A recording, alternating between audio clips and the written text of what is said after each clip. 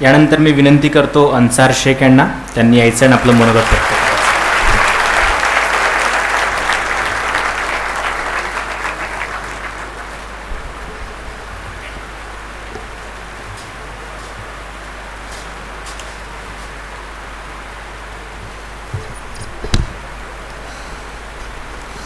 येथे उपस्थित सर्वांना माझा नमस्कार.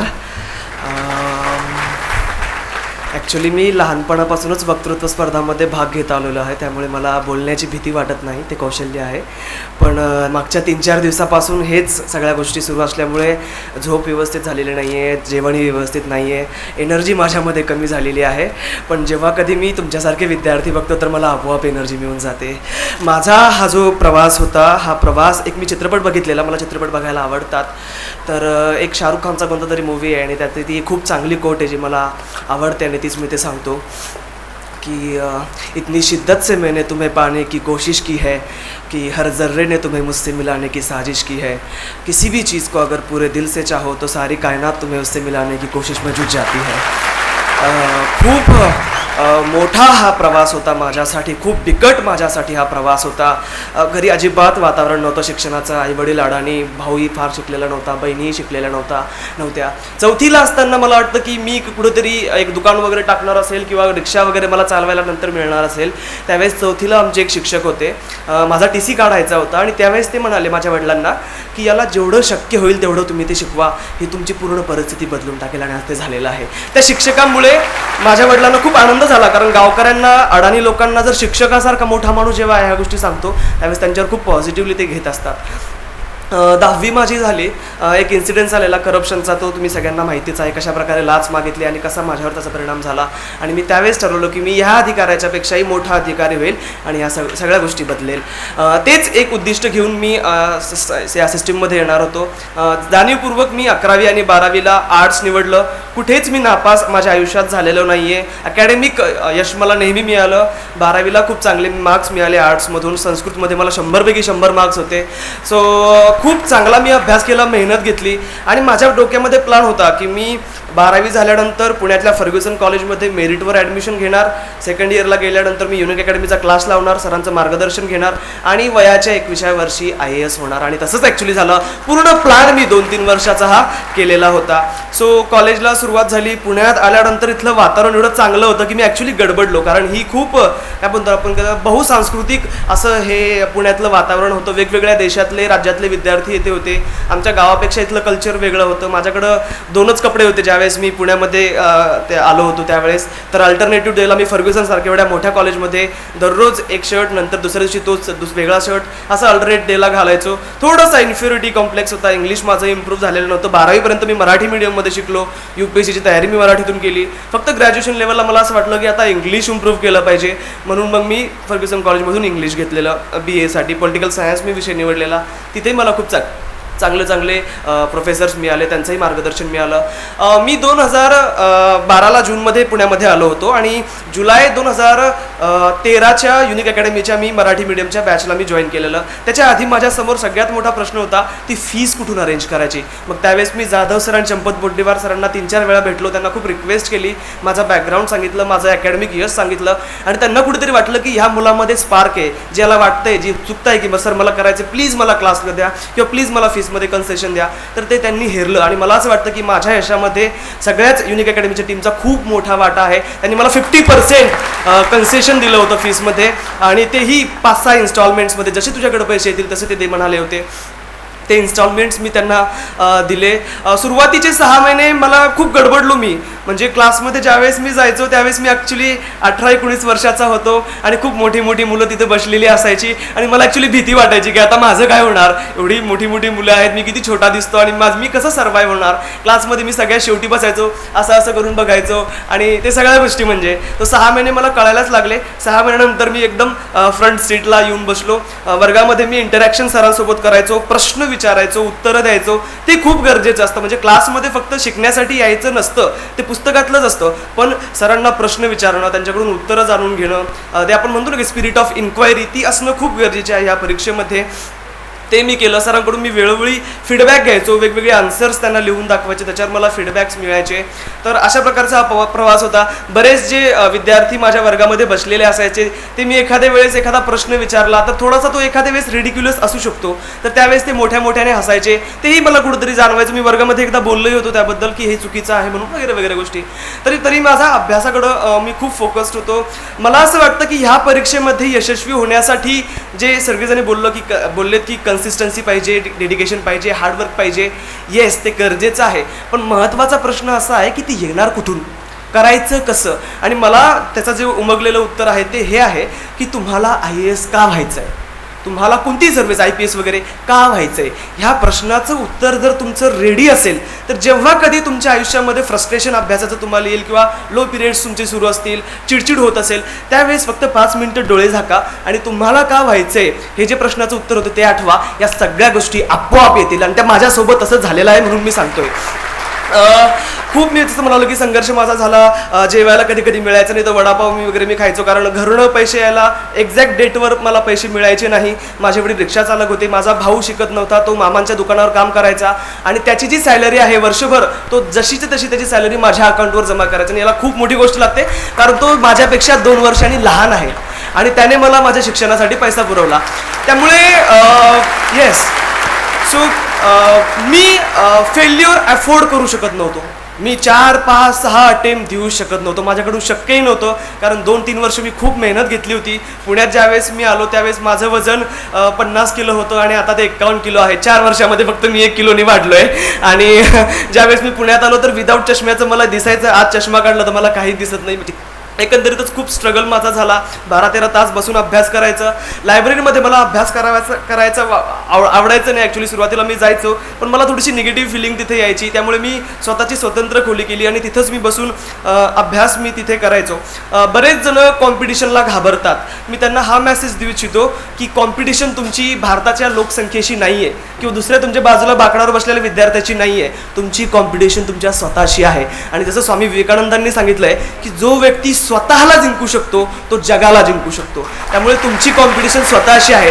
स्वतःच्या निगेटिव्ह भावनांना घालवा, स्वतःच्या ज्या निगेटिव्ह पर्सनॅलिटीमधल्या गोष्टी असतील त्या घालवा, यश आपोआप मिळतं. दुसरी ह्या परीक्षेमध्ये यशस्वी होण्यासाठी महत्त्वाची गोष्ट आहे ती म्हणजे ऑनेस्टी. तुम्ही नेहमी सत्य बोला, जे खरं आहे ते बोला. इंटरव्ह्यूमध्ये मला विचारलं, PK जोशींचं पॅनल होतं आणि मला विचारलं की अन्सार तुला संस्कृतमध्ये 100 पैकी 100 मार्क आहेत, तुला एवढे मार्क्स कसं काय मिळाले.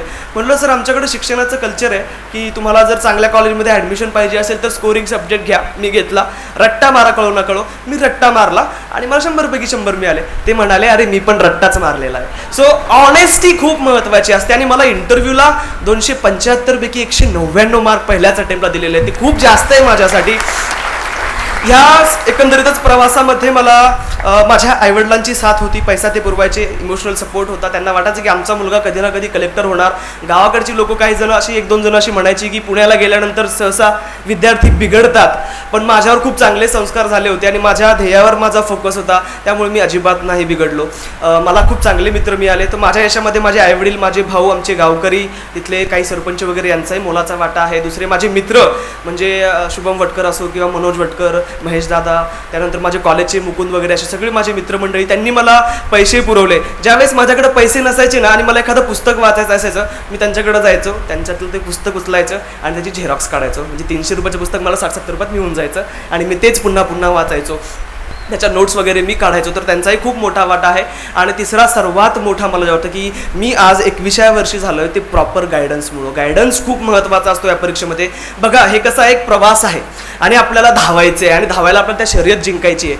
त्यासाठी ना तो रस्ता कसा आहे, आपण पिकअप कुठे घ्यायचा, काय काय आपलं चुकतं, आपले निगेटिव्स काय आहे यामधले ते सांगणारं कोणीतरी पाहिजे. फक्त मी खूप हुशार आहे, 10वीला मला चांगले मार्क्स आहे, 12वीला चांगले, मी खूप हुशार आहे त्यामुळे मला UPSC होता येईल, ही चुकीची धारणा आहे.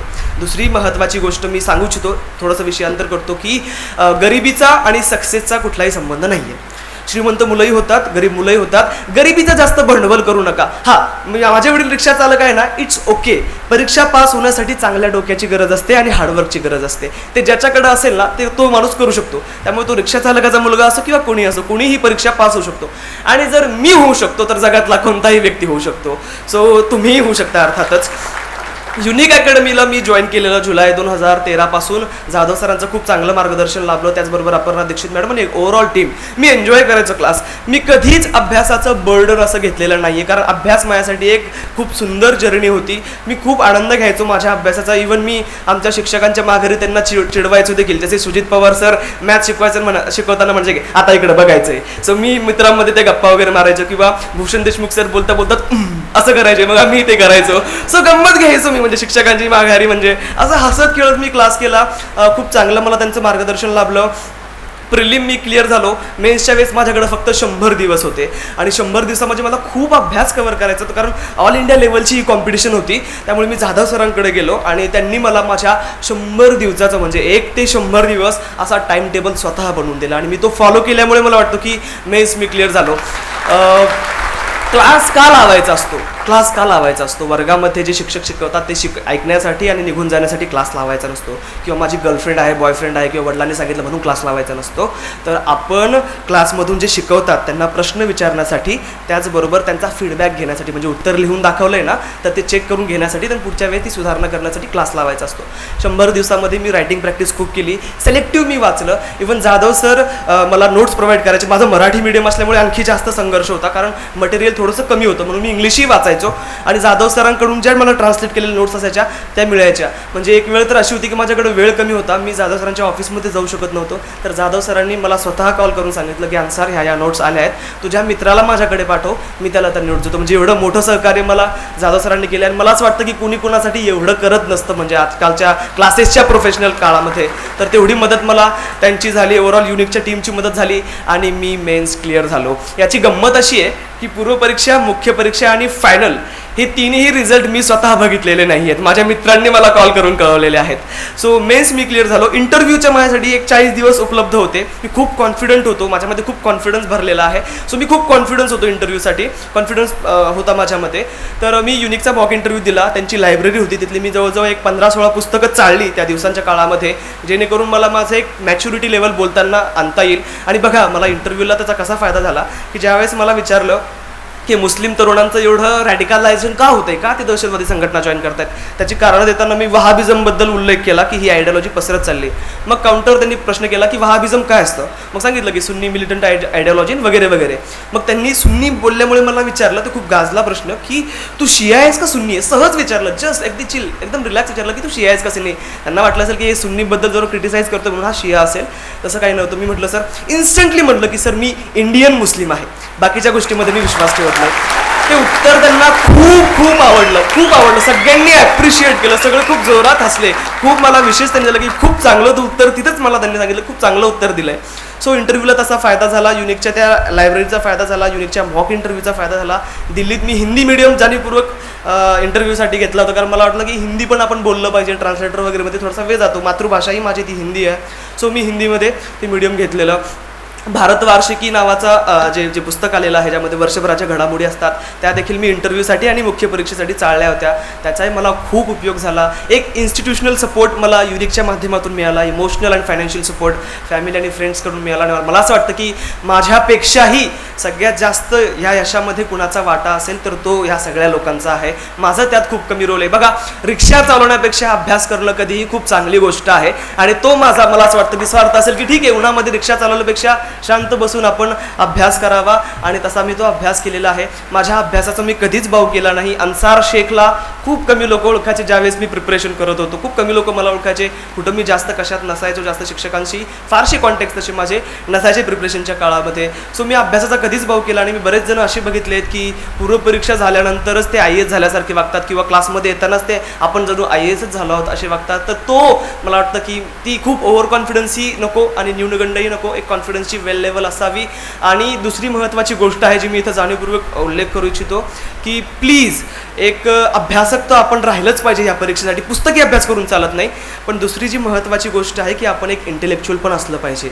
आपलं देखील त्या परीक्षेला काहीतरी योगदान असलं पाहिजे. आपली स्वतःची मतं असली पाहिजे. आपली स्वतःची, जोपर्यंत आपण मतं त्या पेपरमध्ये मांडत नाही ना, तोपर्यंत आपल्याला चांगली मार्क मिळण्याची खूप कमी शक्यता असते. त्यामुळे एक इंटेलेक्च्युअल व्हा, अभ्यासकाबरोबरच एक चांगलं मानव प्राणी व्हा, एक गुड ह्युमन बिईंग व्हा, तेही खूप गरजेचं आहे. लोकांना मदत करा पावलोपावली जिथेही शक्य असेल. कोणत्याही प्रकारचा भेदभाव म्हणू नका. आपला देश हा खूप सुंदर देश आहे आणि ह्या सुंदर देशाला आपल्याला अजून सुंदर बनवायचं आहे. आपल्या देशामध्ये खूप चांगल्या गोष्टी आहेत आणि थोड्याशा वाईट गोष्टी आहेत. तर ह्या वाईट गोष्टी आपल्याला संपवायच्या आहेत आणि त्यासाठी प्रशासन हे खूप चांगलं माध्यम आहे. त्यामुळे तुम्ही ही जी फील्ड निवडली आहे त्याबद्दल तुमचं मी खरोखर हार्दिक अभिनंदन करतो आणि पुढच्या वाटचालीसाठी तुम्हाला हार्दिक शुभेच्छा देतो. खरं म्हणजे बोलण्यासारखं माझ्याकडं खूप काही आहे. मी खूप बडबडे आहे, म्हणजे मी थांबत नाही अजिबात. मी थकलेलो असलो तरी मला असं वाटतं की आता मी थांबलं पाहिजे. खूप जास्त मी तुम्हाला बोर केलं आहे. So thank you very much. Thank you.